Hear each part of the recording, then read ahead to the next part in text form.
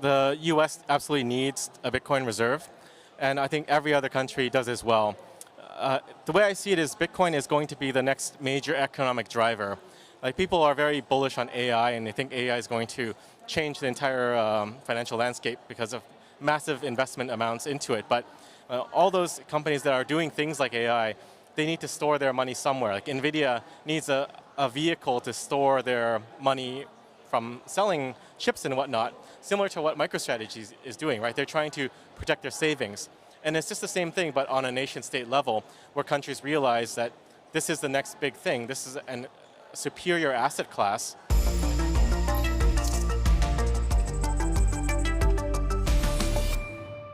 We're joined now by one of the most vocal advocates for Bitcoin, Samson Mow. Welcome. Thanks. Great to be here. Nice to see you IRL. You need to hold the microphone so people can hear you.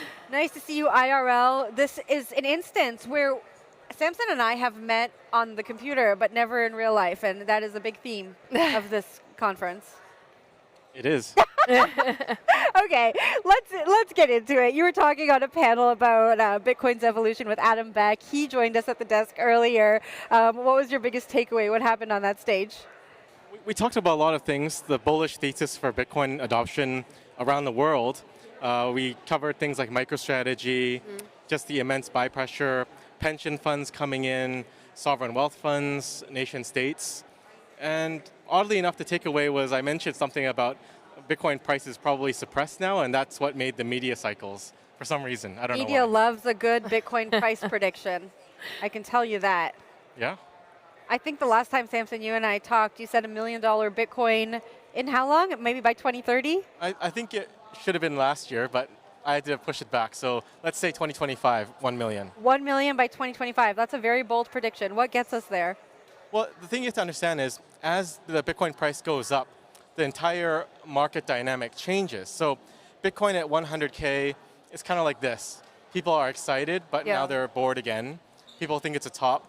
People are making predictions of a reasonable price target, maybe 150, maybe 200. They don't want to go too crazy out there. But when Bitcoin goes to 250, it's a very different landscape. When we get to 500,000, it's also a very different landscape too. We're halfway to overtaking gold. And at that point, people are starting to wonder, what do I sell Bitcoin for? Why am I selling Bitcoin for dollars?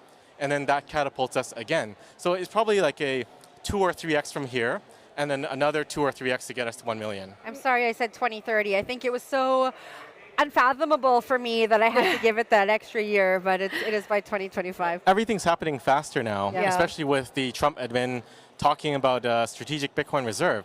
And it's things like this that can really change the market dynamics in an instant, because it's just such a powerful shift, much like with the ETFs. When the ETFs launched in the US, it was sort of like a blessing worldwide that Bitcoin is a legitimate asset class now, and everyone can build products around it and financialize it. So everyone followed the US. And I think it's going to be the exact same thing with SBRs. Once the US does it, everyone's going to realize, okay, we need it too. Yeah. And there'll be a fast follow and a scramble to get theirs put together. So in terms of SBRs, you've been having conversations with governments for a while now about Bitcoin helping El Salvador. In terms of the biggest pools of institutional capital in the world, you have pensions now allocating to crypto for a while. You have endowments now allocating to crypto. Sovereign wealth was kind of like that untouchable last thing to come. Now you have El Salvador, rumors of US. Like, what does that look like in the future? Is it inevitable that we get a US Bitcoin reserve and it's just a matter of when? And then if we do, what does the world look like after that? I think it is inevitable. The US absolutely needs a Bitcoin reserve, and I think every other country does as well. The way I see it is Bitcoin is going to be the next major economic driver.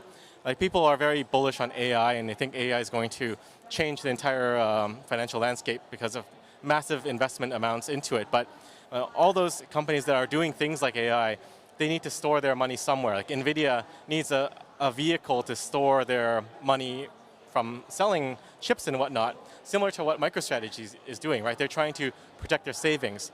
And it's just the same thing, but on a nation-state level, where countries realize that this is the next big thing. This is a superior asset class, and they're going to need to do something.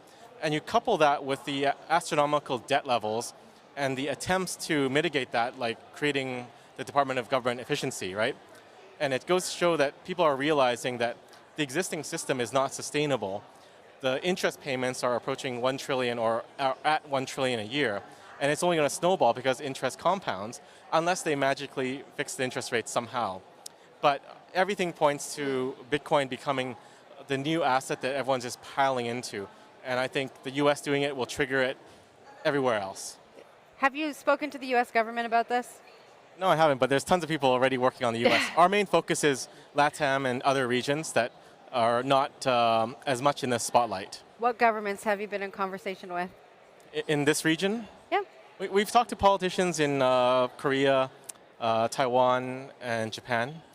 And they're all very conservative. The message is really, we're waiting to see, like we're aware of Bitcoin, but we're going to wait for the US to make a move. And I think that's a strategic blunder, because what they're looking at it from, the point of view they're looking at it from is they want to be risk averse. And they say that, we're very risk averse. But risk is sort of a circle. If you go too far in risk aversion, you go to the risky side of the circle. Yeah. And I think that's what's going to happen because they're going to miss the boat on front-running the US. Yeah. Most countries don't have the fortitude to front-run the US. They're waiting for a sign. And I believe it's going to be an exact replay of the ETFs. So the US launched ETFs first. Now they're at 1.3 million or so coins. Sure. And Hong Kong, I think, has 3,000 or 4,000 coins. Australia was third, and they have a few hundred coins. So you can see, like, if the US goes first, the other countries are not going to be able to keep up if it plays out the same way as ETFs. I have one question for you that I'm sure you get a lot. The original vision of Bitcoin was to be non-government backed and non-government based, and now we're in a world where we have governments regulating it, adding it to strategic government reserves. How do you square that circle with the original vision? Is this good for crypto other than number go up? Like, what does this mean for the future of the asset? Well, governments always want what is valuable. And if Bitcoin succeeded, it was inevitable that governments will want Bitcoin because it's valuable, right? Governments didn't just wake up one day and say we wanted gold. They just wanted gold because it was valuable. It's what the people are using, and then that's what they want. So it's the same with Bitcoin. And I think the risk to Bitcoin is less than that of gold. Gold can be captured, and it's very hard to verify. There's talks of trying to audit Fort Knox now, and that's a massive undertaking, if even possible, at a massive cost. And you just don't have that problem with Bitcoin. So with gold, you don't have delivery most of the time. It's always paper. And that's what leads to this unverified pile of gold, theoretically, in Fort Knox. But with Bitcoin, you can always verify easily if you run a node. And I think that it's so easy to transport, too, that you don't come across the same problem as gold where it's captured. So even if governments buy up a large amount of Bitcoin, which I also don't think is possible, it's not going to end up like gold where it's captured. Bitcoin will still be money for the world. Samson, thank you so much for joining us at the desk. You must come and join one of our shows again soon. It's always such a pleasure chatting with you. Happy to. Thank you. Meet you, Samson. That was JAN3 CEO Samson Mow. All right, we are going to the builder stage now, where there is a ton of excitement building for our Pitch Fest winner announcement. Let's take a look.